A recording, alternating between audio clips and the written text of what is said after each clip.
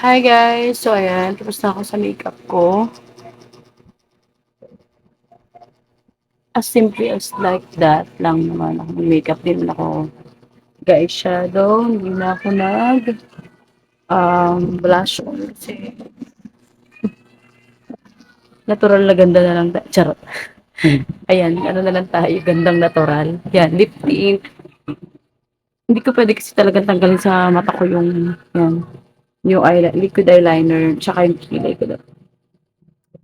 So this is my aura for today's video and pupunta kasi ako sa office guys. Bless. Charot. Kukuha kasi ako ng gagawa kami ng timesheet para sa sahod. So ayan. Yung aura natin for today. Hindi pa ako tapos. So samahan niyo ako guys na mag-tour. Mag-tour? Charot. Hindi. Samahan niyo ako guys na pumunta ng office. And kukunin ko muna yung DTR ko, yung timesheet ko sa Ortigas. Bago ko siya ipasa sa office. And this is the final and I'm going to resign to my work because kailangan ko na talagang gawin yun kasi meron pa akong 5 years old guys na hindi nakaasikaso. Walang nagbabantay, although may nagbabantay naman pag wala ako. Kaso parang minsan kasi napapabayaan ng mga ate, kuya kasi may sarili din silang plano sa buhay nila. May sarili din silang laro, ganyan, desisyon.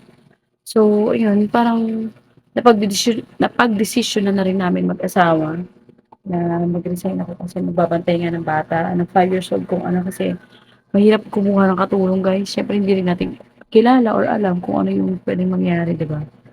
So ayan, for today, final na yung decision namin and hoping na makakuha ako ng part-time ganyan para kahit pa paano is may income pa rin ako kasi ang hirap din naman maging stable mom, full-time mom ganyan sa bahay. So ayan, samahan niyo ako mamaya.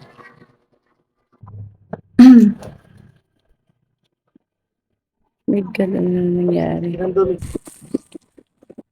So yun guys, maalis na tayo. Pupunta na ako sa office. Mukha akong kukorean. Yan. Muulan kasi. So, ayan, nagano lang ako payong. Sayang aura natin with that payong. Punta ako na ang Ortigas.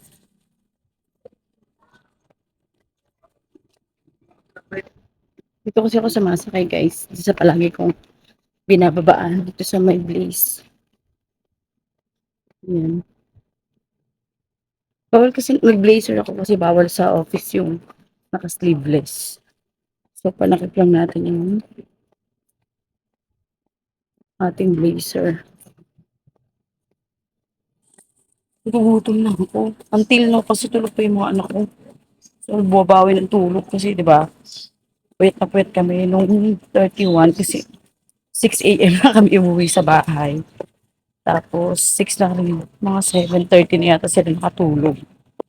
Yung bunso ko talagang takot matulog guys, kahit walang vitamins.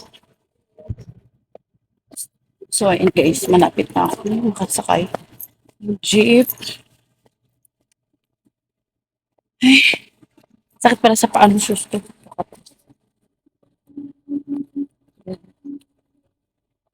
Kita niyo, sapatos ko. Sakit sa paa. Kasi may heels siya. First time ko lang ulit mag-heels. Kasi hindi ako sanay talaga. Nagpa-flat lang talaga ako guys. But today, we need to be formal. Kahit ikaw yung abnormal. Charot. So, ganito na lang yung video ko guys. Kasi sasakay na ako ng jeep.